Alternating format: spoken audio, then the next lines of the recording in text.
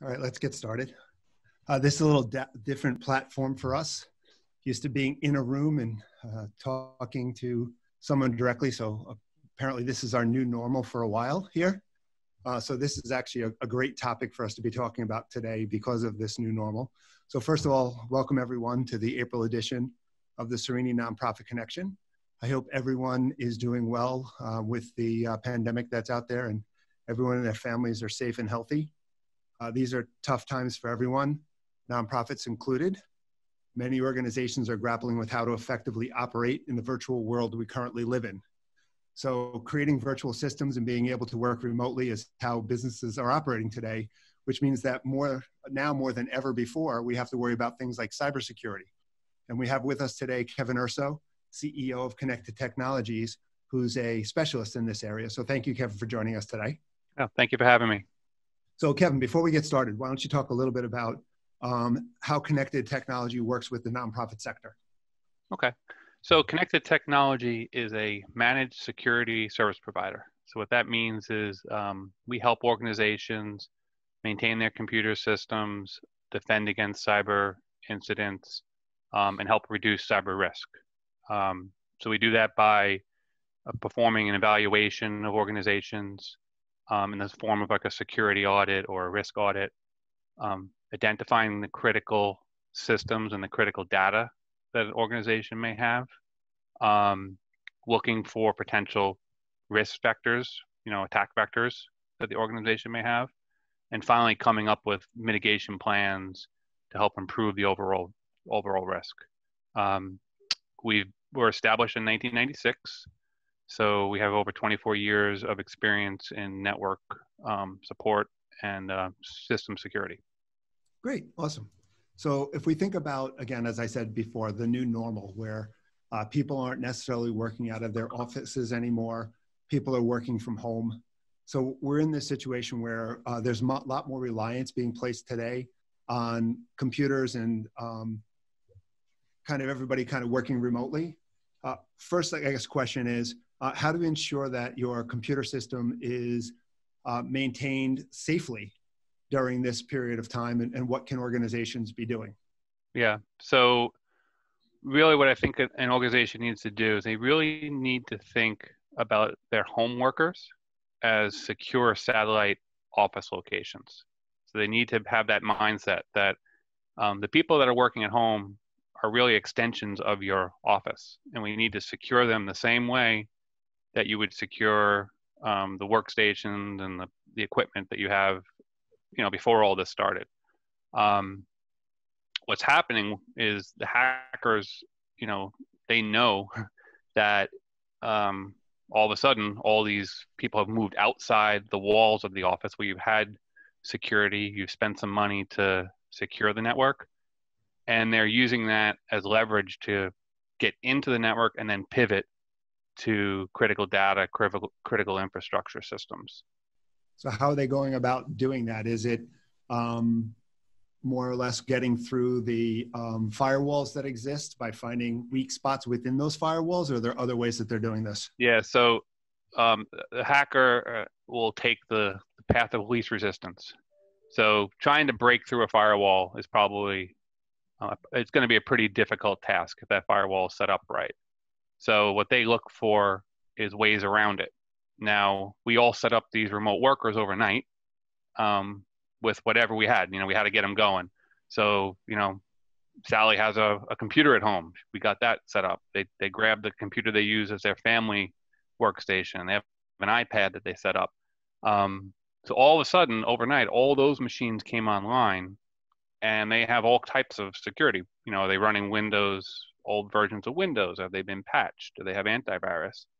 So all those things that are kind of monitored on a regular basis in your internal network probably aren't being done on those remote computers. So the hackers use those as points of entry to get around the firewall. Once they get a foothold, then they can pivot to more important information or systems. So what should an organization do in order to start to secure these remote locations? So the first step is you should really know what you're connecting to your network. So we're in the first week or two, we were in a hurry to get everyone working and get those machines up and running. Now I think they need to take a step back, look at that inventory, what is actually connected to my network, and scan those machines. Have your IT provider or a third party or your internal IT scan those machines and see, do they meet the best practices? Are they running a current version of Windows? Are they patched? Do they have the proper software to secure them? So you need, to go down the list real quick. You need to have a Windows 10 machine or better. You can't be running Windows 7 anymore. You need to have the machines patched with current Windows updates.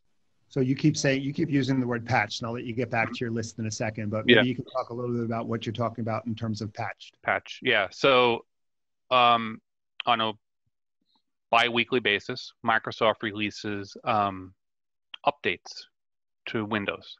These updates are known security problems. So someone out on the internet figured out, if a computer is running this piece of software in this version of the operating system, I can get into the computer. And there's a recipe posted up on the internet on how to do it. So you don't have to be very sophisticated to take advantage of these. You kind of just follow the recipe. So Microsoft releases these patches or these fixes every 2 weeks to plug those holes. So if you're not constantly getting those fixes installed on your computer, you basically have an open door. You left the back door wide open for someone to walk in. So it's very important to stay up to date with those as much as possible. All right, now let's go back to your list. Sorry. Yeah. So they also have to have a good antivirus software running on the computer. So in a corporate environment, typically your antivirus is centrally managed and it's the same across all the computers in the network. That's probably not the case for your home computers. So your IT department may need to look at what you're using. Is it good enough? Does it need to be upgraded? You need to make sure that the home network has some type of firewall in place. Hopefully a physical firewall. Also, probably you want to have a software firewall on your computer. So a piece of software that acts as a firewall.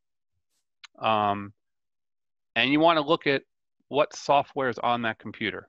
Do you have old software that's known to have problems in it? Do you have games on there that have problems? You want to look at that inventory of software and kind of go through it and figure out what can I take off? Is there anything on there that's dangerous that I got to get off the computer or patch? So you need a good inventory of what the computer has and doesn't have. So if you're a large organization, this could take a long time for someone to go through and do this. What's the procedures? How's the most efficient or effective way to do this? Yeah. You look at people who have access to the most critical applications, or how do you do this? Yeah. I mean, as far as security goes, you always start with where's your important data? Where are your important systems? And let's deal with that first. But yeah, no, it's a little bit of a undertaking. What we do is we have software that we can run on these remote computers. It does an inventory and a little audit basically, and it comes back and gives us a report and says, okay, this computer is running an older version of the operating system. The next computer doesn't have antivirus running. So we're able to kind of look at the inventory and say, okay, this is what the organization has to address. So they need to lean on their IT department or their external IT to really do this. Okay.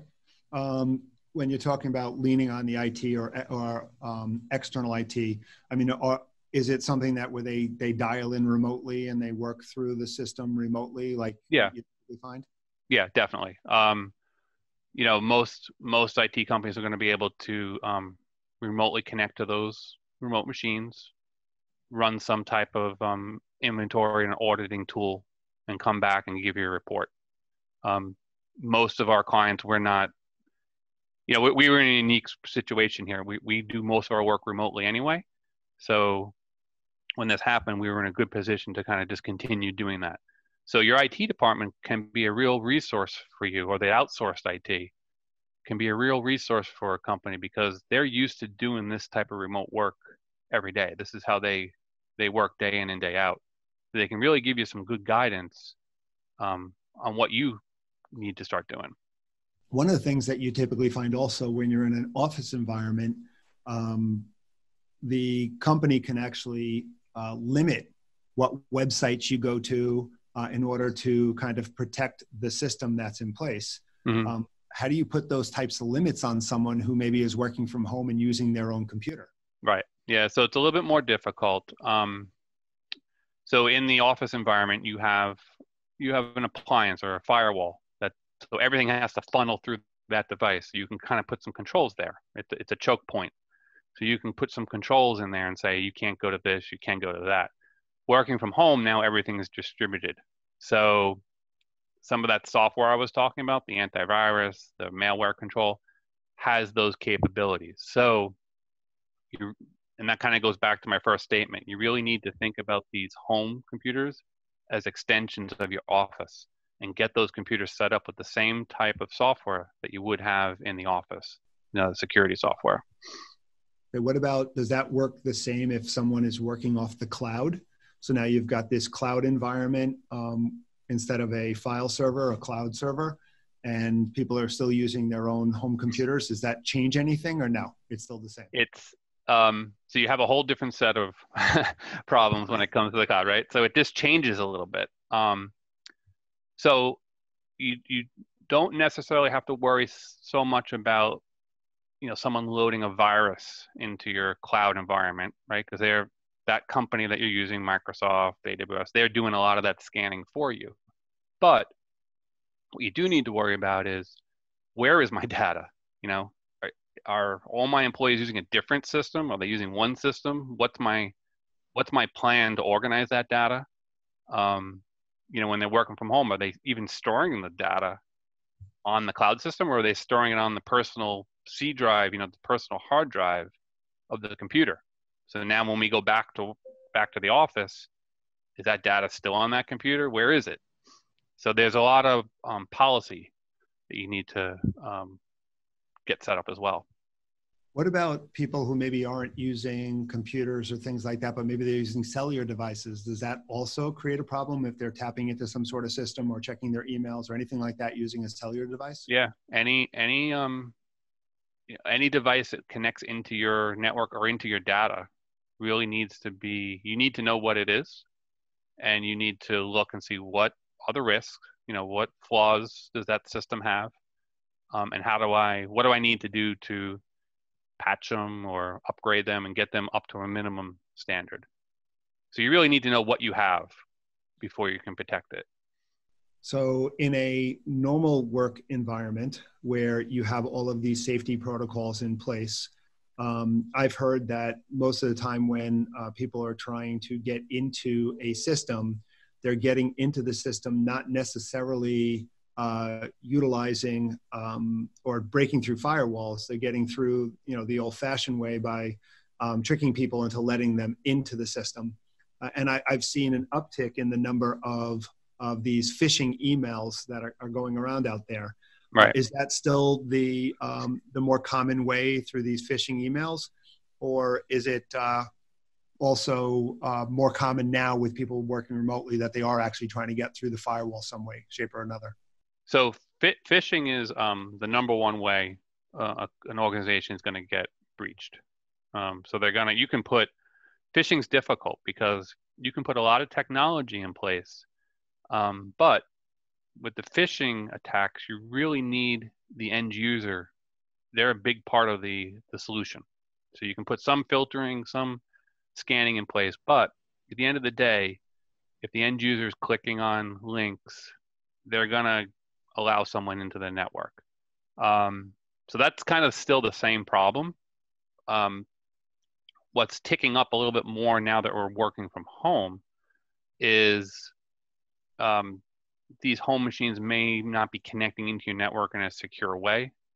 So it's a little bit easier actually, because you can connect into that remote laptop and then get into the office.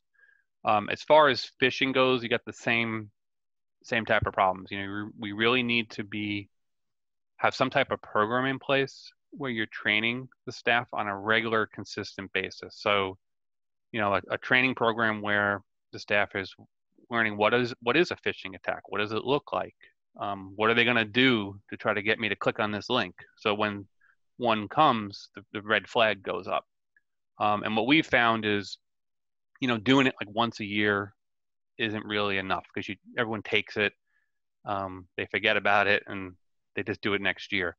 What we found is the most effective way to handle it is an ongoing, constant training program. So, every month, these little micro trainings that people get combined with a like phishing simulation. So we send them fake phishing emails and we track who clicked on it. If they clicked on it, they get another video that says this is what you did wrong. So those type of things are important to have implemented. Yeah, I mean, I think I'd be surprised if a lot of organizations did any sort of training once we moved into this remote environment.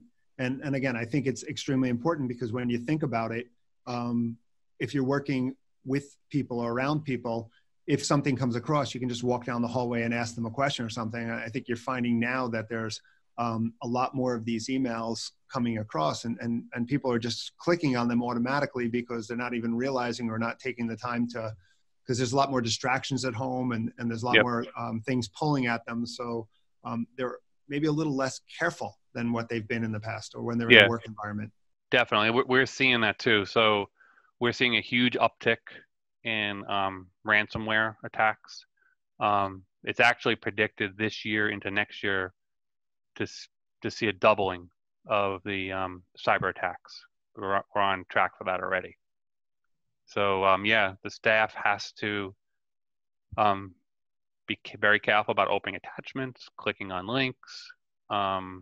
If they do get an email with a link, you see a lot now with the PPP, the different programs that are out there. You're getting emails that look like they're coming from the SBA, and or from banks or from banks, right? So, good practice is if you get a link from your bank, rather than clicking on that link, open up a new browser and go to the bank website directly. Don't use the link in the email. You can hover over the link. If you put your mouse right over the link, it'll pop up and it will show you where is it taking you. So like if you're going to whatever, Capital One, emails from Capital One, at the end of that email, it should say CapitalOne.com. It shouldn't be, CapitalOne.xyz.com. That's a different website, and that's a malicious website. I think it comes down also, people have to be much more cognizant of URLs that come across on, the emails and stuff like that. Also you have to pay attention to if an email is coming from someone's boss, because there's been a lot more of those coming across also that I've seen where, there are emails that people from my office have said, hey, did you send me the email? Because. Right. Yeah. Hurry up, I need to transfer some money, and you can't get up and walk to the office next door to ask them that. Well, one thing you could do, things like Slack, or if you have Microsoft Office, you could use Teams. Yep. So you can chat, so you could have a group chat, and you could chat your boss, or you could chat your colleagues and say, and it's kind of like a virtual way to walk to the office. And those are free services that are available. Yeah, anybody who who's not using those types of systems, they're great not just for the chatting aspect of it, but also keeping people connected within the office. Right now everybody feels so isolated, and if you can create some level of connectivity to the people that you're working with, that's great. Yeah, a lot of them have video components in them too. So like we try to do our meetings, we have our daily meetings. We try to do those all on video to get people reconnected a little bit. Yeah, it's amazing how many people have grown beards and mustaches over there. Yeah, right. If someone suspects a breach, what steps should they take? So the first thing is you need to, hopefully the organization had some type of breach response plan in place. So if you've had that done, you should be aware of that, and you should follow that set of rules. If not, you need to immediately contact your IT department and let them know what's going on, so they can vet that. What sort of things should be in a breach response plan? Well, who to contact? What's the chain of command? It should talk about disaster recovery. What do we do if that breach takes down a certain critical system? What are our steps? That breach response plan is, for companies that had it, was critical during these last couple of weeks. It guided them through, how do we have these remote users set up and working? So people who had that in place ahead of time had a much easier time than companies that were trying to figure it out as it was going on. One question I didn't ask when we were going back through some of the other materials. I mean, now that people are working remotely also, when you're in the office, you tend to be saving your information and saving the things you're working on into the file server, and that's where everything is stored, and that's what's backed up and everything else. With everything that's going on, I also see that more and more people are saving things maybe more locally, and that creates a problem because things aren't necessarily being backed up on a regular basis, and data could be lost, or data could be stored off site, again, for breach issues, and also for issues such as down the road when you go back to normal, you forget that that's sitting out there, and then where is it when you need it? Yeah. Also for protected information, so if your organization has any type of HIPAA, or for yeah. So that all is very important. That's what I was talking about before, the data protection. So it depends on how you're set up and how you're connecting. So if you have a VPN, and most likely you can still save your data to the folders that you were saving when you were in the office. So the file server, that's still available to you if you're using a VPN connection. If you're using some type of cloud service, the organization really needs to think about, how do we back up that cloud system too? Because they're probably not going to, Office 365 isn't going to have an outage that loses your data. But what we've seen a lot of in the last couple of weeks is people are now connecting a little bit differently. They have multiple windows that connect into their computer, and they go to do something, and they accidentally delete a whole directory. They delete a whole client. They click clients folder, and it's all gone. So how do you easily get that back? If you don't have a good backup of the cloud system, you'll get it back eventually, but it can be very painful to work through the process with Microsoft to try to restore that data sometimes. Are you finding that during this pandemic, where people aren't necessarily going into the office as frequently as they were, are you finding that things are maybe not getting backed up as frequently as they used to? What can organizations do to create some of that redundancy and backup now if they can't get into the office, or if people aren't going into the office? Yeah. So we've had a couple incidents where, hey, I spilled coffee on my laptop. I'm working on the dining room table, and I've been saving all my files to the C drive, and that stuff wasn't properly saved, so they lost that data. So you have a couple options. One is, if, like I said, if you have the VPN, that's more of a policy situation where you have to train your users how to save their data, how to save to the file server that is being backed up. Same thing with the cloud services. How do users save the data correctly, so they're not saving it on the local PC, but they're saving it up to the cloud system that has a backup. And then the other way to handle it is to try to back up those local machines, that's going to be a tough way to handle it. So it really comes down to a training situation. Yeah. Someone had asked, what about USB of the personal computer of the employee? What's the best way to work with that scenario? In terms of backing that up? I'm assuming that's what they're referring to. I wouldn't recommend users save to USB, especially if it's like a flash drive. you still want to be saving to your central storage, whatever that is for your company, whether it be the file server, the cloud storage. So you want to direct your users to save to those areas, not to some type of external storage. It's the same situation as saving to the C drive of the computer. Yeah, that was my concern before, is that data can easily get lost or compromised. Yeah, yeah. Especially portable devices like that. You lose that flash drive and it has some HIPAA information on it. You got a problem. Yeah. Yeah. Or donor information with social security numbers or bank Yeah. accounts or anything else. Yeah. Another question. You mentioned before, that organizations, a lot of organizations have a VPN where individuals are going through a VPN and are able to store stuff directly on the hard drive. Mm-hmm. But what I'm finding now is that when organizations set up these VPN systems, they didn't set them up with the intention that everybody in the company was going to be working from this VPN. It was usually set up where maybe there's 10 or 15 people working remotely at a time, 20 people working remotely at a time. Now you've got all these people who are working remotely and they're really choking and putting a lot of pressure on this VPN that's not able to handle it. Mm-hmm. What sort of problems are you seeing? What can organizations do there? Yeah. So typically, so there's a couple of things that could be causing that problem. One is your bandwidth into the home office, so your ISP. How fast is that connection?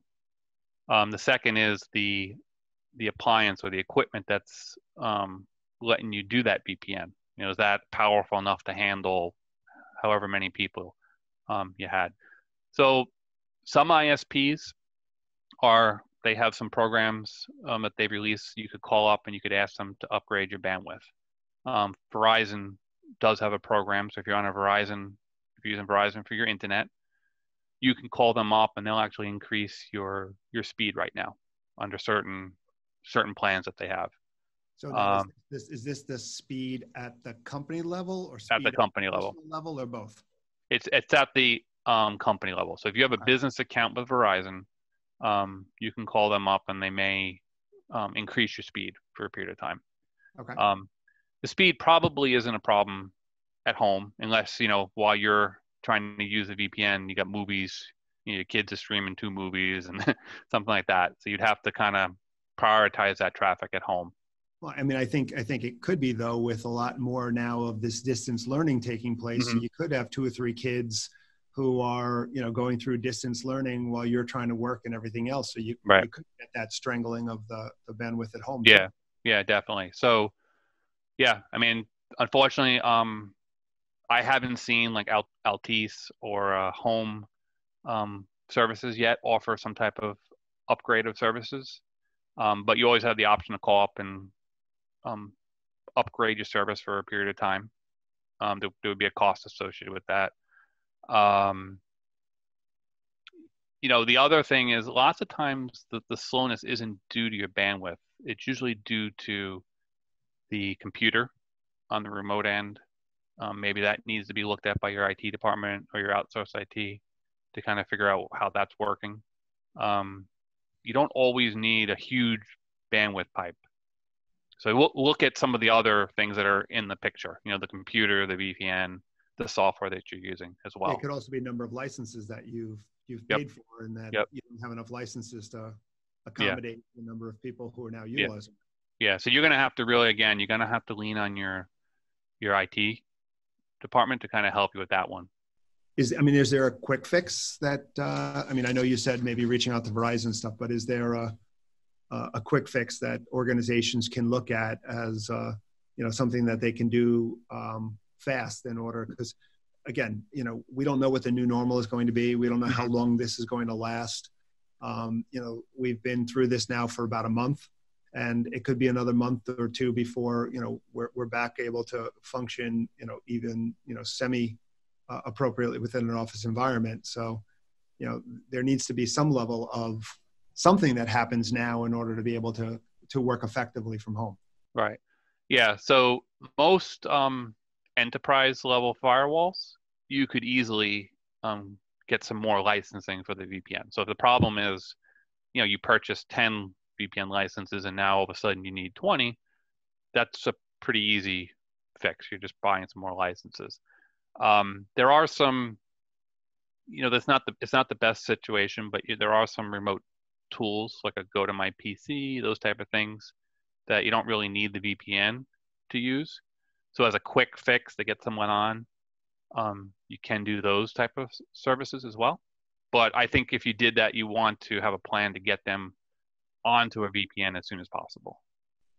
Okay. So, you know, we're seeing now, and something, if there's any sort of silver lining in this, and I'm not sure that this whole pandemic has any level of silver lining, but if there is, I think nonprofit organizations are seeing how important it is to utilize technology and to be investing in their infrastructure. Mm-hmm. I think that's something that nonprofit organizations have kind of hesitated on because they just haven't had the resources and stuff. And now we're seeing that, those organizations that have invested in infrastructure are able to, function, and those that haven't are kind of sitting back on the sidelines trying to, scramble to come up with a solution. Right. What do you see as what nonprofits should be doing today and what they should be doing down the road after we kind of come back from this in terms of things that they should be looking at from an infrastructure perspective? Yeah, so I think developing a comprehensive disaster recovery plan and making sure that that plan is tested on a regular basis.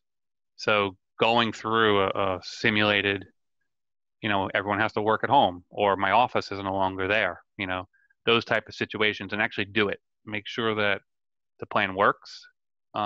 It's evaluated on a regular basis and adjusted, from year to year. The companies that had that in place had a much, much easier time in this situation. They've done it already. They had a few glitches here and there because it all happened at once, but for the most part, they were able to get up and going pretty quickly. Also, evaluate some of the cloud services that are available. Evaluate how does that mix in. What we see is a really good fit for most companies is some type of mix between a cloud service and an on-prem solution. That seems to be like the sweet spot that works in the best way.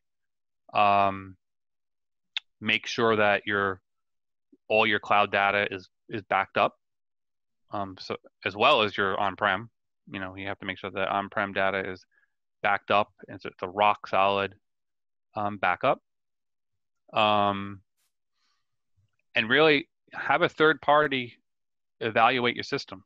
Do some type of a security audit, a risk audit.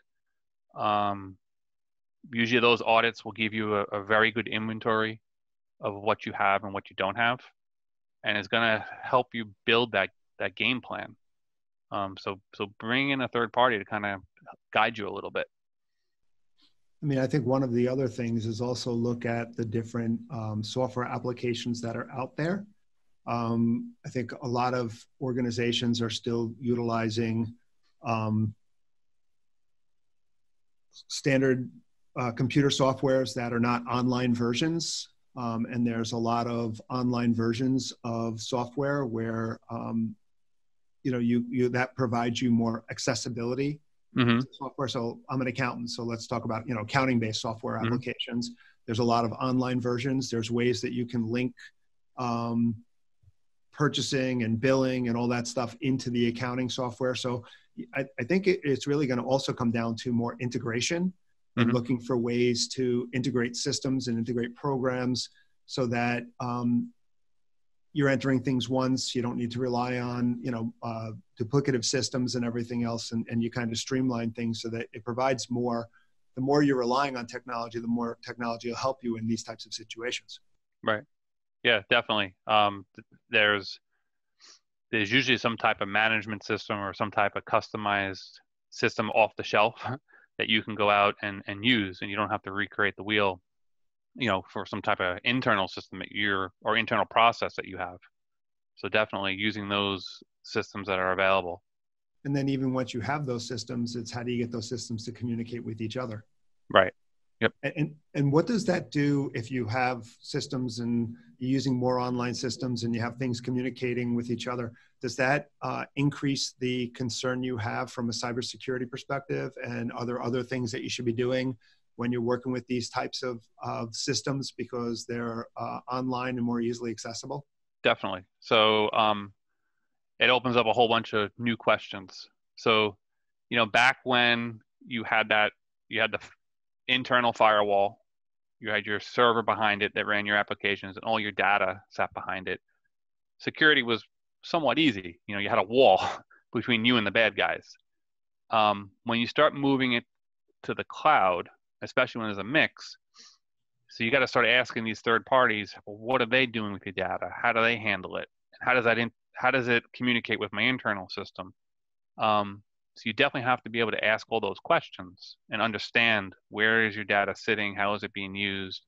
It opens up a whole bunch of new questions, not harder or easier, just different. Yeah, so you're also asking them what safety protocols they have in place and everything else. Yeah, So do you you're have also relying on them, so you have to vet them. I was going to say, do you have like a checklist or something like that organizations should go through when they're talking to a provider or talking to someone like you as to, what questions they should be asking? Because I think you find that a lot of people don't know what they don't know. Mm-hmm. And to be able to ask the right questions or know what they should be asking or what they should be considering. Is there something like that out there? It's very customized depending on what, how the company is set up, both the external provider that you're going to use and the internal. That's where that audit comes into play. So having that audit performed and figuring out where the risks lie is an important step. Okay, and that audit looks at both technology and people? It's technology, people, processes, applications that you're using. So it kind of looks at everything. Okay. So it starts off by saying, what are my critical things? My data, my systems, what is that? Where does it sit? How do we access it? And then it looks at risks from that point down. Okay. And what have you been seeing out there as the biggest places where people have problems when you've been going through these audits? What are where are the biggest risks that you find in organizations? Misconfiguration. So what we're seeing right now, a lot of is people connecting remotely to their offices, but they're not connecting with using a VPN connection. So they're able to connect into their computer, but they're not using that secure connection to get to the network. So what they have is like a hole in the firewall. They have called an open port. And what happens is the hacker can scan the internet for these open ports. And when they find one, at that point, all they need to do now is guess your password. So they put your system into a password cracker. They let it run, and eventually they're going to get your password and get into the system. So we're seeing a lot of these misconfigurations that all of a sudden became very important because now everyone's trying to connect remotely. So what causes these miscommunications or it's really the network hasn't been set up correctly from the beginning.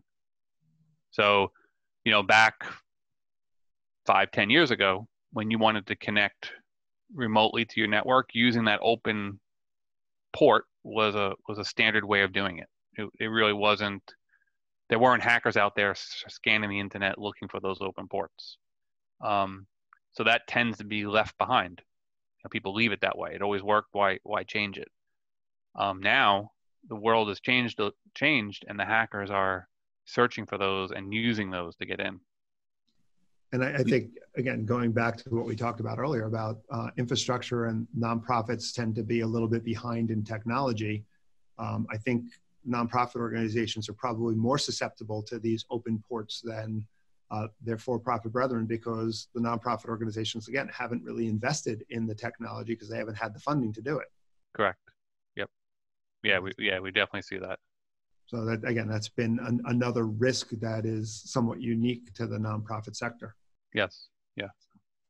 What advice would you give to nonprofit organizations to help them maybe operate more effectively and securely, during this time that we're in right now, in terms of everybody working remotely?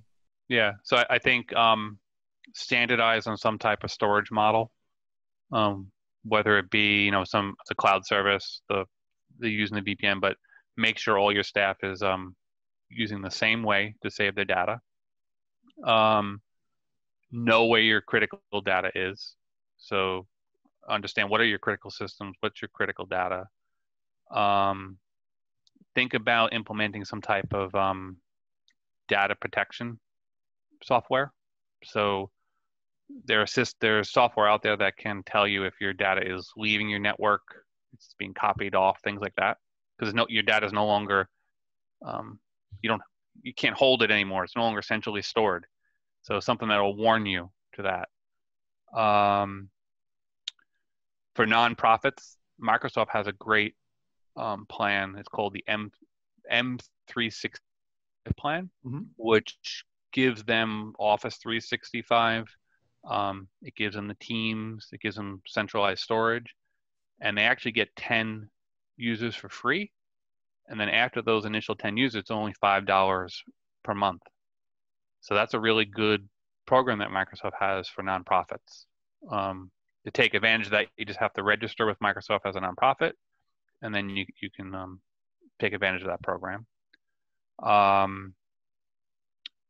If you're looking for ways to meet like we are today, there's Cisco's offering Cisco WebEx for free. You can host meetings, you can do one-on-one meetings. So that's a great way to keep your staff connected. And I think also having some type of ongoing monitoring of your system. So a third party come in, remotely, but they're monitoring your systems for potential risks, looking for problems as they happen and bring them to your attention. In these times, I mean, you talked about a lot of different things, but in these times, it sounds like what organizations need to do, if they haven't already done this, is they should develop a set of policies and procedures, protocols, and push that out to the users that are out in the field so that people understand what it is they should and shouldn't be doing. Correct. Definitely. And that's something that, again, I think a lot of organizations haven't necessarily done yet. And this is a good time to kind of put those things in place. Yeah, you can look back at the problems you've had over the last month, and it's clear in your head right now. You can make that part of your policy going forward.